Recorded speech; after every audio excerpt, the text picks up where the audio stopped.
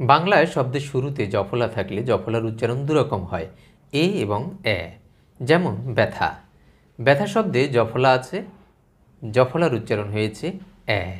কিন্তু আমি যখন ব্যক্তি লিখছি, ব্যক্তিতেও জফলা আছে, কিন্তু ব্যক্তিতে জফলার উচ্চারণ হচ্ছে এ। কি কারণে হয়? জফলায়ের পরে, শব্দের শুরুতে আদিতে জফলায়ের পরে পরের বর্ণে যদি ই বা উ থাকে তখন জফলায়ের উচ্চারণ হয়ে যায় এ।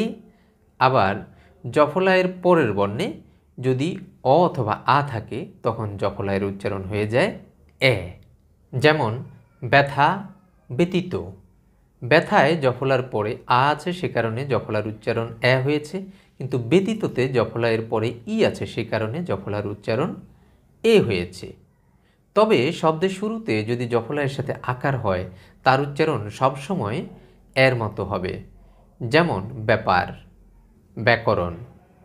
এছাড়াও জফলার নানা রকম ব্যবহার আছে, এ বিষয়ে আমরা পরবর্তীতে আলোচনা করব।